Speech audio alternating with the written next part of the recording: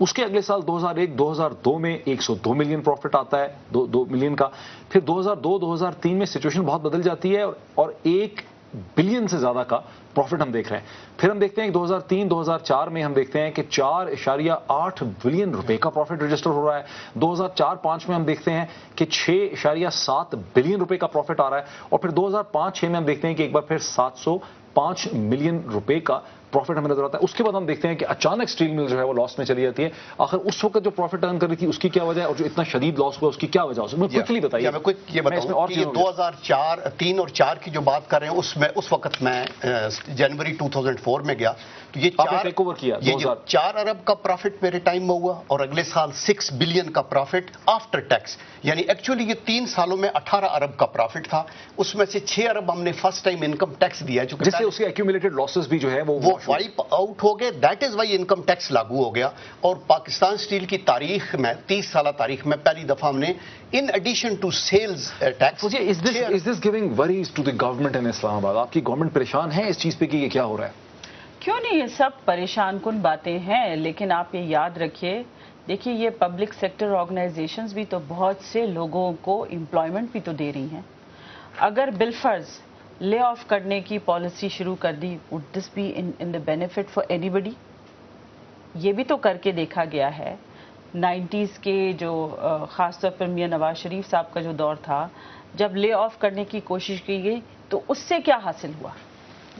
اب یہی public sector organization آپ کی بات سے مجھے یہ سمجھ آ رہی ہے کہ آپ یہ کہہ رہی ہیں کہ ہم نے لوگوں کو امپلائمنٹ، جن سب کی امپلائمنٹ زیادہ دے دی انہوں نے. لاکھوں گھرانوں کو آخر آمدنی ہو رہی ہے، یہ بھی تو دیکھنا ہے.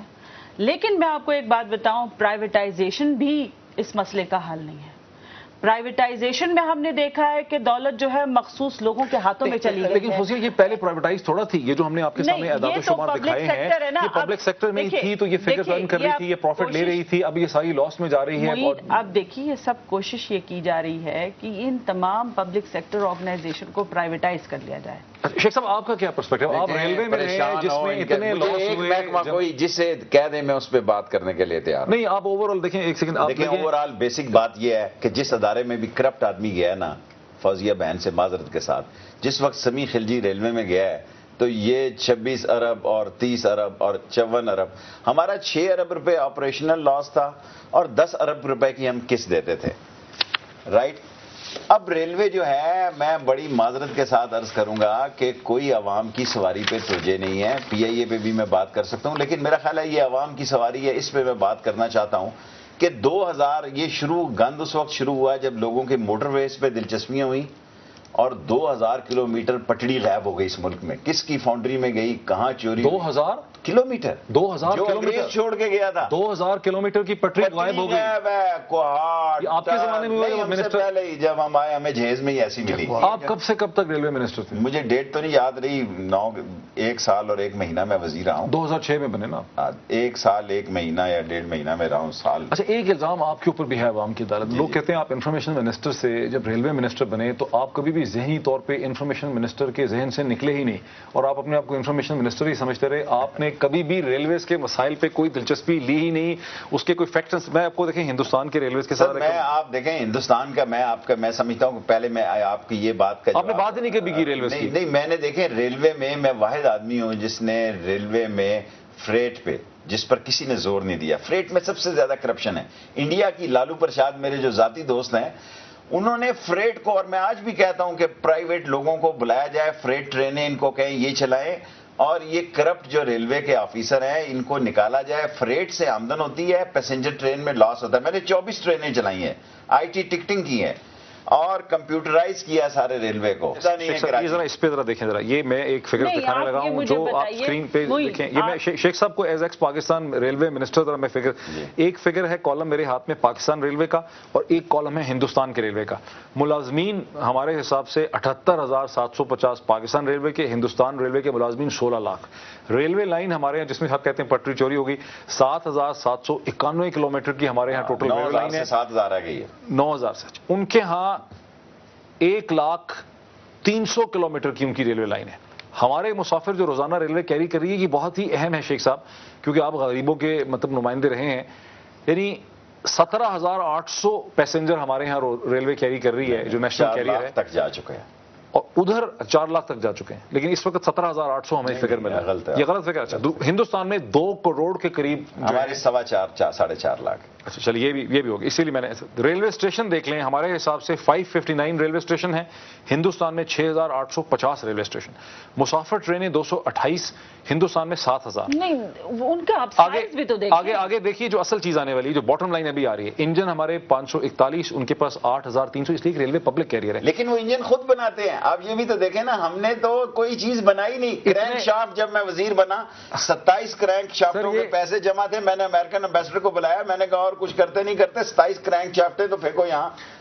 जरा आगे सुने, सालाना बजट हमारा 13.6 मिलियन रुपया, हिंदुस्तान का 281 बिलियन, नहीं सॉरी 13.6 बिलियन और उनका 281 बिलियन। लेकिन अब जो बॉटम लाइन फौजी, आप कह रहे हैं मैं क्यों पढ़ूं, 2007 से 2010 के दरमियान हमारा जो खसारा है पाकिस्तान रेलवेज का, जो लॉस है, वो 52 बिलियन 52 बिलियन रुपए है। हिंदुस्तानी रेलवेज का मुनाफा जो है वो 345.8 बिलियन पाकिस्तानी रुपए में कन्वर्ट। क्वेश्चन मार्क है। रेलवेज की प्रॉफिट इतनी। प्रसाद ने ये शमारियात में वही दाव दिखाया जो पाकिस्तान में दिखाते हैं। मेरी सोच के मुताबिक लालू ने वहां रेगमाल इस्तेमाल किया है। मैं लालू को जानता हूं बहुत अच्छी तरह। लालू ने वहां रेगमाल इस्तेमाल किया, ये एग्जैक्ट फिगर्स नहीं है। हमारा जो रेलवे है, देखिए, अगर आप लालू को इतनी अच्छी तरह से जानते हैं शेख साहब, तो और क्या क्या चीजें आपने लालू से सीखी हुई हैं? देखें, लालू से मैं बहुत सारी, क्योंकि देखें लालू एक बंदा यूनिक किस्म का आदमी है। हर कोई आदमी ऐसा नहीं होता है। Born leader. आप भी बड़े यूनिक हैं। आप भी बड़े लीडर है। उसने देखें जो काम किया कि उसने हमारे पुल बना लेते हैं लोग हमारे यहाँ, ये बड़ा कि सहूलत चाहते हैं। उसने डबल जो कंटेनर पे कंटेनर रखने का सिस्टम रेलवे में निकाला कि एक बोगी पे वो 2 डबल सामान लेके जा रहा है। इससे शेख साहब, इससे तो आप एग्री करेंगे ना कि पाकिस्तान में गरीब आदमी के ट्रैवल करने के लिए, गुड्स पाकिस्तान में गरीब आदमी की कोई गुंजाइश नहीं रह रही। आप सिर्फ एक रेलवे की बात कर रहे हैं। बस इस काबिल है कि सफेद कपड़े पहन के आदमी जा सकता है इस बस पे। ये सिर्फ जहाजों का माशरा है, और जहाज की जितनी मर्जी आप टिकट कर लें, ये जहाज चलेंगे यहां पे, इसकी कोई आवाज नहीं है। रेलवे की कोई आवाज नहीं है, ना होगी। कोई आदमी इस मुल्क में ये बताए कि 4 दिन से ज्यादा डीजल नहीं है। आपकी हुकूमत का भी यही मौकफ है। देखें, उन बेचारियों को परेशान ना करें, उनका दिल हमारे साथ है, जुबान उनके साथ है। देखिए, मैं उस पर ये कहूंगा कि देखिए, रेलवे की आप कंपैरिजन इंडिया से, तो इस लिहाज से तो हम मुनाफा कंपेयर करना चाहते हैं। देखिए, ढांचा दिखाने का मकसद ये था कि इतना बड़ा ढांचा, करोड़ों रुपए कैरी कर रहे हैं, पब्लिक कैरियर है, किराया भी बढ़ाया 3 साल से, लेकिन प्रॉफिट में ये क्यों कहती है कि रेलवे में इतना खसारा है 54 अरब रुपए का, ये इस वक्त 56 अरब रुपए का। ये कौम को क्यों नहीं बताया जाता कि एयरलाइन में कितना खसारा है? नहीं, वो तो मैं बता रहा हूँ, मैं निकालने लगा हूँ।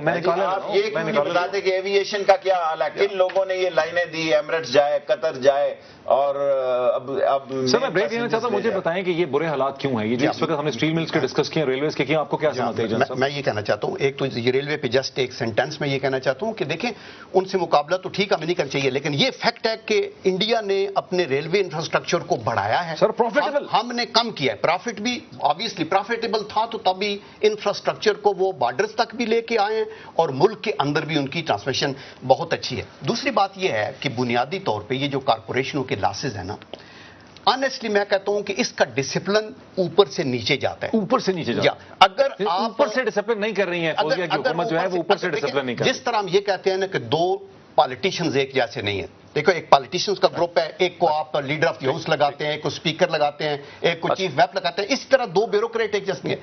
सिलेक्ट करके देखिए, मैं एक let me take a break, लेकिन हमारे साथ नाज़रीन फजलुल्लाह कुरैशी साहब जो चेयरमैन हैं बोर्ड ऑफ डायरेक्टर्स के स्टील मिल्स के, वो भी हमारे साथ ऑनलाइन है। एक ब्रेक लेते हैं और ब्रेक के बाद फजलुल्लाह कुरैशी साहब से भी बात करते हैं आफ्टर द ब्रेक।